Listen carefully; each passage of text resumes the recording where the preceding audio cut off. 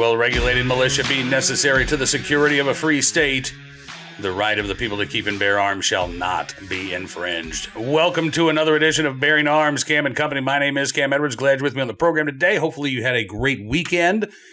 This was the last semi-relaxing weekend I'm going to have for a few weeks because I'm going to be in Massachusetts this coming weekend for the Gun Owners Action League dinner commemorating the 250th anniversary of Lexington and Concord. Looking forward to seeing, hopefully, some of you there. You can find out more information. I think there's still some tickets available at goal.org. So, honestly, I can't think of a better way to commemorate that anniversary than to celebrate and recognize the importance of our right to keep and bear arms. The next weekend, I will be in Atlanta, Georgia for the NRA's annual meeting. We will be at booth 665 at the big convention center there in Atlanta, Georgia. Contributor Tom Knighton is going to be with us as well for that weekend. And then the weekend after that, we actually have Missy's Celebration of Life. So, getting into a very busy time of year. But again, hopefully you had a good weekend. It was not as relaxing as I was hoping, but I did get a lot of stuff done. So that I got that going for me. All right. On the program today, we are going to be talking with Kevin Starrett from the Oregon Firearms Federation about several really, really bad bills that are making their way, unfortunately, to the governor's desk there in Oregon, including a measure that would expand on Measure 114. That was the ballot initiative that passed with, I think it was like 50.4% of the vote back in 2022. Establishes a permit to purchase system, basically a backdoor gun registration scheme that was objected to by, I think, the vast majority of county sheriffs in the state of Oregon. And again, according to the official results anyway, almost 50%, 50 plus 1% of Oregon voters. Unfortunately, a Oregon appeals court recently upheld Measure 114. Now, the law is still on hold for the moment, but the legislature trying to do an end run around this litigation by enacting virtually all of Measure 114's provisions and actually making them worse to boot via a bill. So that's where we're going to start with Kevin Starr. But again, there is, unfortunately, many more infringements headed the way of Oregon gun owners. Take a look and a listen. Kevin, thanks so much for joining me on the program. It's good talking to you, sir. Thank you. And boy, you all are dealing with just a mess out there in Oregon this year, and kind of a double whammy, right? Not only did we have this Oregon Court of Appeals overturn Judge Ratio's decision that found Measure 114 to be unconstitutional, but now you've got in the legislature a bill that would expand on Measure 114, and then you've got another really bad gun control bill floating around out there as well. Let's just kind of go through Measure 114 if we can, because as of right now, despite that Oregon Court of Appeals decision, Measure 114 is still on hold for the moment. Is that right? Yeah, it is. And just to be clear, we have actually three significantly bad anti-gun bills. We had quite a few more than that. They've narrowed them down because so many of them were redundant. So some of them will not be moving forward, but all the concepts will be moving forward. So we sued against 114 in federal court, lost immediately, interestingly, to a judge who was appointed by Trump who directly ignored the Bruen decision. And as we're seeing all over the country, courts all over the country are just extending a big middle finger to the Bruen decision and getting away with it. Obviously, we just saw that in New York or Christina Vanderstock. But the issue was also litigated in state court. And there we won in a state court decision. And when I say we, I mean gun owners won. Harney County, a rural county in eastern Oregon, did find it unconstitutional. And then the legislature, as we predicted, immediately came back and said, well, fine, we'll just institute all this by legislation. This was a ballot measure that we don't believe the ballot measure actually passed because it was considerably less than 1 percentage point, which is right within the margin of error for the admitted voter fraud in the state. Mm-hmm. But it was declared unconstitutional in the state court, and the legislature immediately came back and said, we'll repeal it and just institute it all by legislation. Now, there's some disagreement amongst lawyers in the state about whether or not this means another appeal to the Supreme Court is going to matter.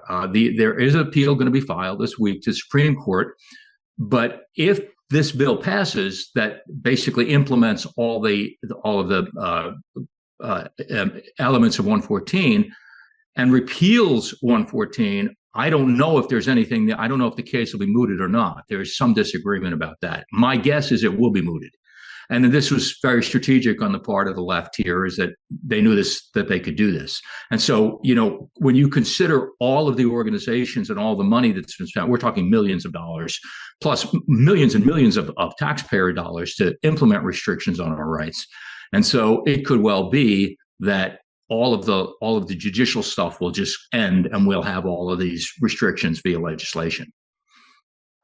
Well, let's hope that that's not the case. And I would think that if the original litigation trying to measure 114 is mooted because of this bill, that would then open the door to a brand new court challenge that could be filed in Harney County or elsewhere, right? Challenging the new provisions? No, it can't be, because you see what the legislature did, which is a new trick they learned in the last couple of years, is they included as an element of the legislation that you can't sue them anywhere but the Marion County, where the state capital is, where they're guaranteed to win. But it really doesn't matter, because all of the things, all the issues that we sued on, the courts have already said, oh, that's perfectly fine. So they're basically just reintroducing the same concepts. There's no reason to believe the courts would have any different opinion. And besides, who has this endless amount of money to sue these things? That the state has our money. And, we're facing almost $500,000 in lawsuits against us, my organization. And so there's no real reason to think that another lawsuit is going to matter. And what's interesting is that the Republicans in Oregon, who demonstrated themselves to be utterly spineless, have been basically taking that position that, oh, there's going to be lawsuits. Really? Well, who's going to pay for those lawsuits? It's certainly not the Republican legislators, who've already done a bait and switch on that in the past, where they promised a $25,000 donation to sue against a bill they helped pass to end private ownership of personally made firearms. And then, whoa, that money disappeared and nothing happened. So I don't see lawsuits as really the answer moving forward. I don't see why anything would be any different. Interesting. I got to think, and again, maybe it's not up to the Oregon Firearms Federation to launch this litigation, but I've got to think that little, amendment that says you can only sue in this particular jurisdiction, it would be challengeable in court to some degree. No, they've done that in the past. And when they did that in a previous bill, which managed to get derailed to some extent, what's the first question I had for our attorneys is, how can they do this? And apparently they can. Apparently it's legal for them to direct where. I think it's limited to Marion County. I'm not sure why, but I'm sure a lawyer could explain it to us. But that's the poison pill that's built in. And if you ever had any question about the intentions of the people behind this, I think that makes it pretty clear what's going on here. I mean, these are not, as you and I both know, these are not bills that are driven by the desire to create any kind of safe environment. They're driven by hatred and bigotry, because when you look at the concept behind this other bill, 3076, which shuts down gun stores, it's so extreme, it's so irrational, and it's just intended to destroy the businesses and employment of thousands of people across the state. Yeah. Well, I think you're right. And listen, if this was about public safety, while Measure 114 has been on hold for the past couple of years, according to, the city of Portland, violent crime has actually been decreasing over the last year or so. Things are starting to turn around. So clearly these things aren't needed to improve public safety. And since they're aimed at people who are going to try to obey the law in the first place, these aren't the folks who are really the problem in Oregon, right? Just for the record, if Portland says crime is down, that's Portland lying. Crime is not down. Portland is a very, very dangerous city. And any statistic you receive from any official body in Oregon is likely to be just flat out false. And anyone can document this themselves just by going online and looking at the headlines of any Portland media outlet, which day after day after day shows shootings and killings. What's really going on here that's particularly egregious is that while the Oregon legislature, with the tacit approval of the Republicans, is doing what they can to eliminate your ability to protect yourself, we consistently release criminals. We had a bill in the legislature this session, which oddly didn't move forward, that legalized the theft of condoms, tents, food, water, and tampons. It legalized the theft of that. The Republicans in the Senate just passed out of committee a bill to give an undefined amount of money to local groups to fight community violence. Well, if you look at the witness registration list for that bill, you can see it's all anti-gun groups, and you know where that money is going to go. But weirdly, the Republicans on the committee voted it out of committee, which is like not even making a statement that the millions of dollars that disappear in this state that go to supposed nonprofits, which are always the people who support the Democrats to get into office, then the money disappears. They're always run by people who are totally unqualified to do anything. And after 6 months or so, no one's tracking it anyway. And some people are getting extremely rich. Yeah. Yeah. All right. So let's talk about some of the particulars in these bills, these three bad bills that you say are out there right now. The bill that would essentially impose Measure 114's mandates legislatively goes actually further than what Measure 114 did, right? I mean, doesn't it like double the cost of applying for one of these stupid permits to purchase a firearm? It more than doubles the fees involved, and it extends. There's been some changes, so I'm not sure if they've kept in the part where they double the period of time you have to wait. But in addition to saying you can no longer purchase a firearm without a permit, you can't get the permit until you've taken a class that so far doesn't exist anywhere. So you would have to pay to take a class that involves shooting, which in many places is not really practical because instructors don't have availability of ranges. But if they did, you're still compelled to pay them. Then you're compelled to pay the fees to get the permit. But what is really amazing is after you've gone through this process, and currently in Oregon, the background checks are conducted by the state police. And in many cases, people, our instant background check can take you 2 years. People are just denied or delayed for years at a time. And now the state police are refusing to do transfers to anyone who've had a criminal record expunged, which is completely unlawful.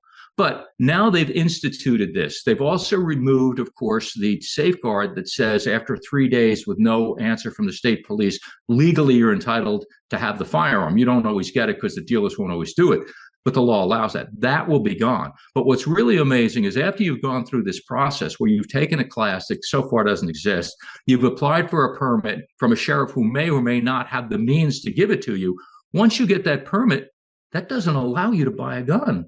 That's not a permit to buy a gun. That's a permit to apply to buy a gun where you start the process again. Then if you pass that process, which could take months, then after you've been approved, then there's a 3-day waiting period. And remember, we got rid of waiting periods in this state as a deal with the Democrats years ago, proving once again that it's a fool's errand to make a deal with Democrats. But clearly, all of these provisions are not, if you're going to wait months and months to buy a firearm, and then you've got to wait 3 days because you don't want it to be an impulse purchase so you don't commit suicide. Look, we know what's behind this, and we're dangerously close to shutting down all of the gun businesses in this state. Okay, so let's talk about that bill. Okay. What is so concerning for you, and what's the bill number here that we're talking about? That bill is 3076. So the bill that institutes Measure 114 is 3075. Then 3076 is the new mandates on dealers, which include massive new record-keeping provisions, all kinds of security provisions that the legislature had defined, which were insane. Like you had to have a 1/4-inch steel rod through every trigger guard. You had to have steel gates, glass panes that came down in front of your counter, 24-hour video surveillance that you kept for 5 years. Now they've changed that to 3 years. But this would even apply to home-based FFLs who really weren't doing any business, plus unannounced visits by the state police, record keeping you can't even imagine, classes for your employees, background checks, fingerprints, and on and on and on. Now they've changed it so instead of defining how you have to lock up your guns, they've said, our brilliant lawyers at the Department of Justice who know nothing about firearms but hate them will make those rules.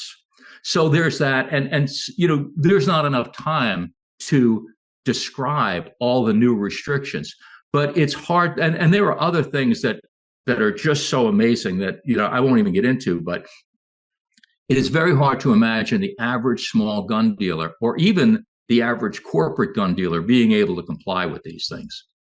Yeah. Which again is by design, right? Absolutely. If you shut down the FFLs. You look at who's behind it, and it's clearly these people are not interested in safety because they were interested in safety. They wouldn't constantly be releasing criminals onto our streets. But this is a level of madness in the state. You have to remember, Oregon is a laughingstock because our Oregon Health Authority, people are going to laugh at this, but it's true and it's scary. Our Oregon Health Authority takes mental health advice from 400-pound trannies who identify as turtles. Transgender turtles, obese transgender turtles, are advising the Oregon Health Authority on mental health issues. And so when the rest of the country hears this, they think, oh, that's hilarious. Just like the other funny things we've done with our ridiculous videos and blobby to get you to vote and all this other idiocy. But these people are in charge of making policy for the state. And there's an awful lot of people who probably will be unemployed in the not too distant future if these bills are allowed to pass by the Republicans. Yeah. Listen, I will say that, I've met some transgender turtles who are pro-Second Amendment, so I'm not going to say that every transgender turtle is anti-gun, but apparently the one in charge of the health department. Most transgender turtles are certainly pro-gun, but in this case, I don't think they should be providing mental health advice. So what is the third bill that is lurking out there? It's 243. That's a Senate bill. And that's the bill that I'm pretty sure that's the bill that imposes the waiting period, the 72-hour waiting period. Okay. But there's a couple of other provisions in that, and there's so many bills, a little hard to keep them straight. But that's the principal part of that bill, and there's some other provisions, but all grouped together, it's just impossible to imagine. What will happen is firearms ownership will be limited to very rich people who have the time and the means to jump through all these hoops. But currently, the hoops aren't even available. So you're forced to jump through hoops that don't exist. Now, over time, people might come up with these classes, but even the requirements for the classes are so bizarre. So you have an NRA instructor is allowed to teach it, but he has to be approved by a law enforcement agency. And look, I'm an NRA instructor. I assume you're an NRA instructor. Many of us have a background in firearm safety. But although I taught Oregon gun law for a long time, I'm not an attorney. And you also have to teach federal gun law, state gun law, lockup law, and suicide prevention. Well, I'm not qualified to do that. I don't know many instructors who are qualified to do that. And no one's determined how you become qualified to do that. Then you have to have the availability of a shooting facility. Then the people have to have a firearm in order to shoot, which they're not allowed to have until they've already gone through the process and gotten the permit. So it's a constant circular mess. And so part of it, the people who wrote it know nothing about firearms. So one of the provisions is you have to be able to load, unload, and lock a firearm. Now, we don't know what they mean by lock. I don't think they mean put a trigger lock on it. I think what they heard somewhere was the expression lock and load, and which of course means nothing with modern firearms, but they included it. And so everything's so vague that on the one hand, maybe that vagueness helps us, but on the other hand, in Oregon, where the judicial system is used and the legislature is used to attack gun owners all the time, it's bad. And of course, what they've also done, I believe in 243, is they've vastly expanded the places that are off limits to concealed license holders.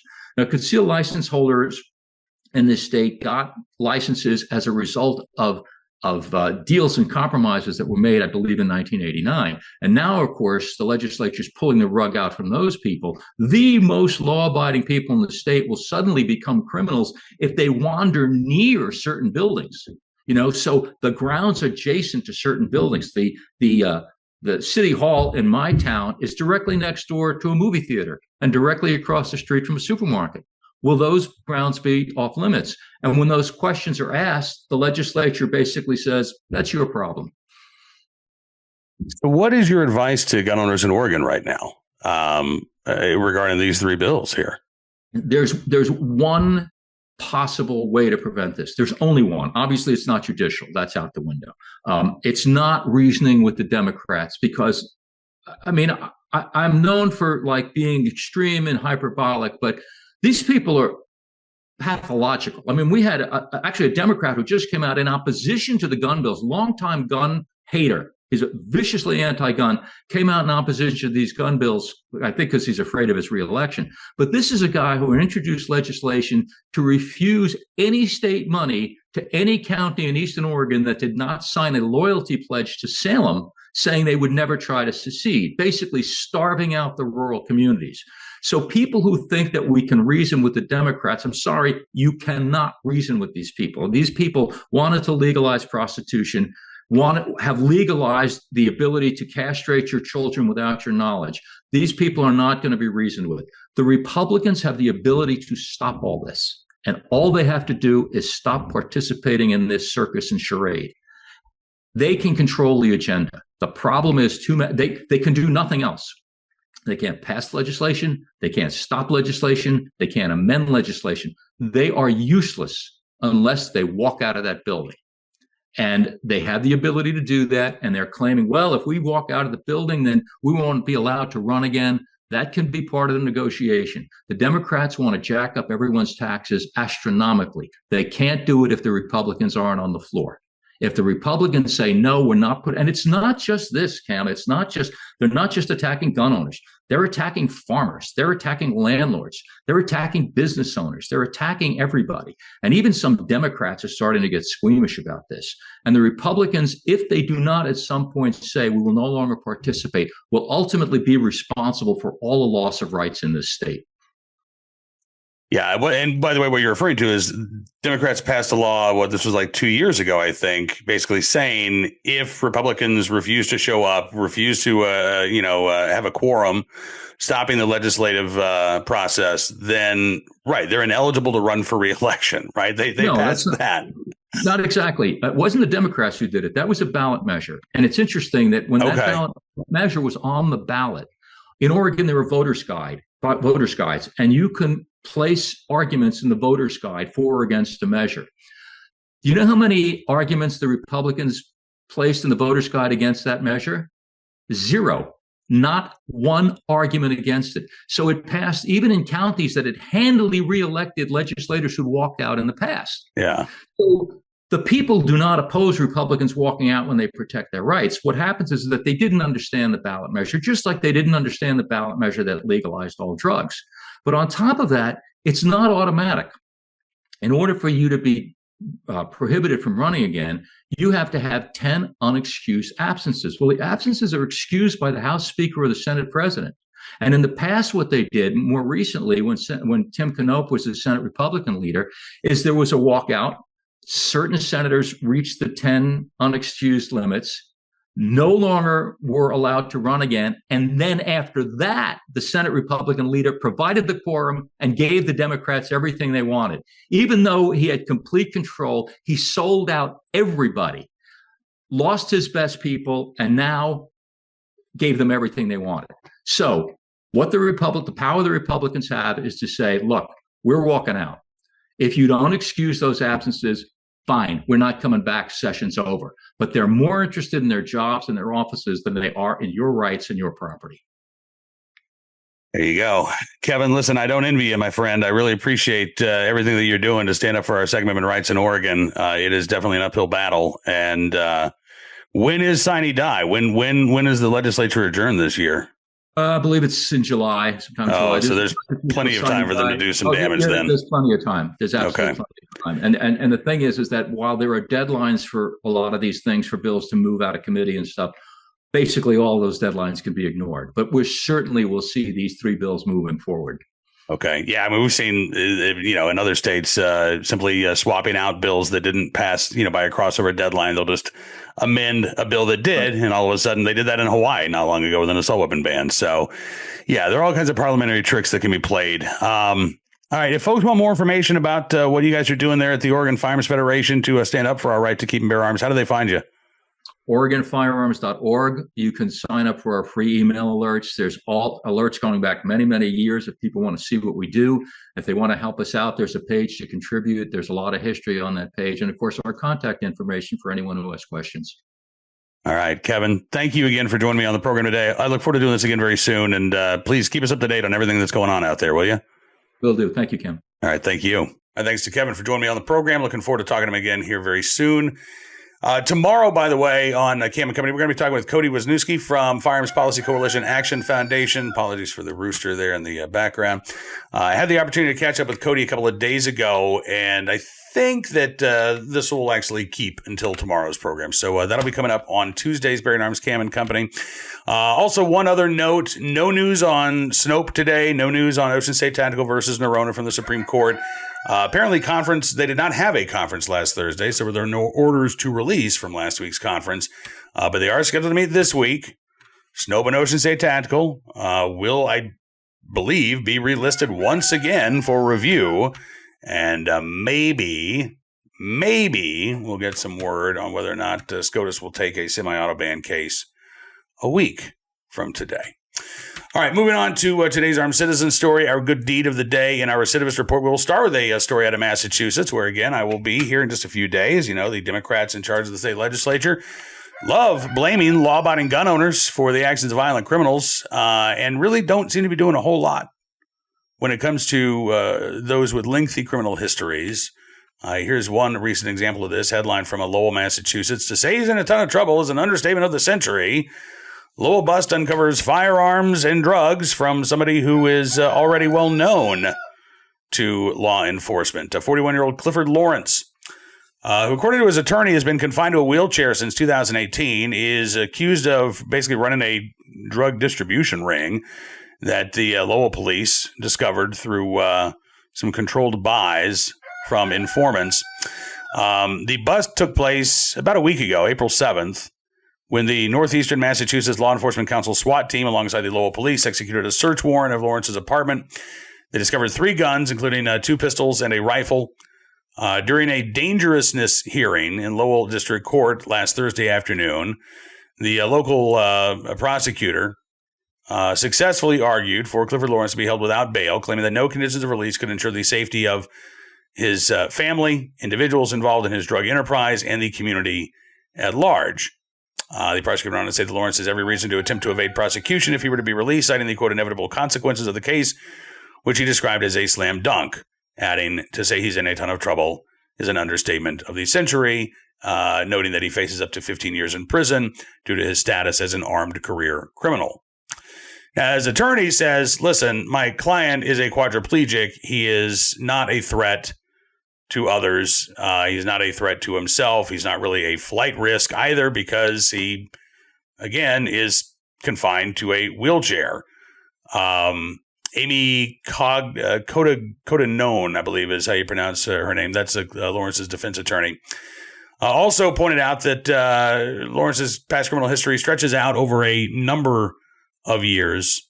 2011 conviction for armed assault with intent to murder.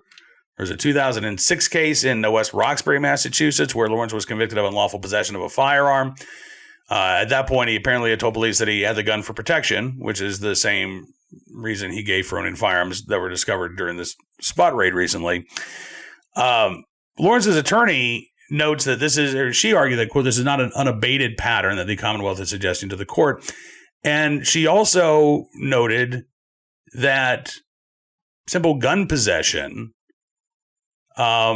should not equate to being a public threat, saying, quote, while the Supreme Judicial Court is cognizant that unlicensed possession of a firearm may result in using firearms unlawfully, unlawful possession itself is a regulatory crime. It is passive and it is victimless, which is true. I didn't realize that the Massachusetts Supreme Judicial Court had actually recognized that, which seems like a common sense position to take. But despite those arguments, the judge, again, said that Lawrence can be confined in jail until trial, despite his physical condition, despite the nonviolent nature of his offenses. The only reason I bring this up as today's recidivist report is because of Lawrence's previous criminal history. But I think it's an interesting twist that the state is essentially saying, if we catch you in illegal possession of a firearm, we are going to presume, and a judge may very well agree with this presumption, that mere possession of a firearm without a license constitutes a threat to the community at large. That is a very concerning development, no matter the many entries in Mr. Lawrence's criminal case file to date. On to today's armed citizen story. Fort Myers, Florida, where police say an armed man was shot and killed by a person in an apartment over the weekend. They say this was in a random encounter. I guess it was over the weekend. It was Thursday night in Fort Myers. And according to Fox 4, there in Fort Myers, the armed individual who was trying to get in lived in the same complex, but with an apartment number that was similar to the one that he tried to gain entry to. They spoke with a resident of the complex, Andre Pierre, said he was about to go to sleep last Thursday when he heard a bang sound. He said, I was so tired. He said, I thought it was a firework or something. It turns out, no, it actually was a gunshot from inside his apartment complex, though not his particular building. Fort Myers police said they were called to the scene about 11:45 Thursday night. They said a man with a gun trying to get inside an apartment. The person who lived there shot them. The person who was shot did pass away at the scene. According to Fort Myers police, the man lived at the Carlton Apartments, but had an apartment number that was close to the one that he was trying to get into. According to, and they again spoke to Andre Pierre, Fox 4 did, he said, it could have happened to anybody. He said it could have been a simple mistake of identification. Things happen, but you have the right to protect yourself, so I understand. No arrests have been made here. And this, again, your first assumption is, or maybe this individual who was shot and killed was inebriated, was intoxicated, thought that they were trying to get into their own apartment. But the fact that, again, they were actually trying to enter a place where they had no right to be. The individual inside that apartment, who did have a right to be there, had every reason to believe that their life was in danger. And quite frankly, I think that is a reasonable belief at that point. Because who knows what would have happened had this guy actually gained entry into the apartment, believing it to be his own. He would have thought that the guy in there was an intruder himself and may very well have tried to accost that individual. So, according to police, the resident of the complex who was forced to fire in self-defense is cooperating in the investigation. No arrests have been made. We'll keep our eyes open for any details. But I would say that this is almost certainly going to be ruled a justifiable use of force, not only by police, but by prosecutors there as well.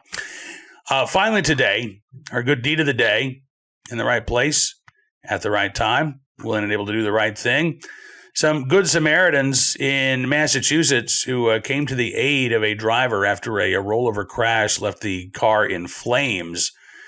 This was Sunday morning, just before noon. Crews in Raynham, Mass. got multiple 911 calls reporting a crash in a off of Route 44, I guess, or just north of Route 44 on Route 24. When they got there, they found a mid-sized SUV in a wooded area next to the highway. Heavy damage. Appeared to have been rolled over a couple of times. The engine compartment had caught on fire. And the driver was out of the vehicle when crews arrived. As it turns out, bystanders who pulled over after the crash were able to extricate the driver before the flames caused any other injuries. So when firefighters got there, they quickly put out the flames. They began providing medical treatment to the driver of that vehicle. He was taken to a hospital in Brockton, Massachusetts. The last report was stable. The chief of Raynham Fire said, "I'd like to commend the Good Samaritans who acted without hesitation and removed the victims from danger before our crews arrived. Their actions certainly made a difference and may very well have saved the driver's life." So again, in the right place at the right time, willing and able to take the time to stop, not just keep driving down the road. Somebody else can deal with it. Not my problem. I don't want to get hurt, right? No, there were people who put their own lives at risk to save a complete stranger. We don't know the names of those Good Samaritans, but whoever they are, we thank them for their very, very good deed. All right, that is going to do it for this edition of Bearing Arms Cam & Company. I do want to thank you for being a part of the program as always. I'm looking forward to seeing you back here again tomorrow. Again, Cody Winooski going to join us from the Firearms Policy Coalition. We'll talk about the recommendations that FPC is making to the Trump administration in terms of safeguarding and strengthening our Second Amendment rights. What can be done within the executive branch? We'll get into that conversation. We'll also have another armed citizen story for you, another deal of the day, and a good deed for you too. Don't forget to check out BearingArms.com, though. Throughout the day, we're keeping you up to date on all the latest Second Amendment news and information from all across the nation. And if you like what you see, I'd encourage you to become a VIP Gold or VIP Platinum member. You get all kinds of great benefits. You'll also be supporting the work we're doing at Bearing Arms. And when you use the promo code FIGHT, you can get 60% off of your membership. So there you go. Have a great rest of your Monday. We'll see you back here tomorrow for 2A Tuesday. Until then, be well, be safe, and be free.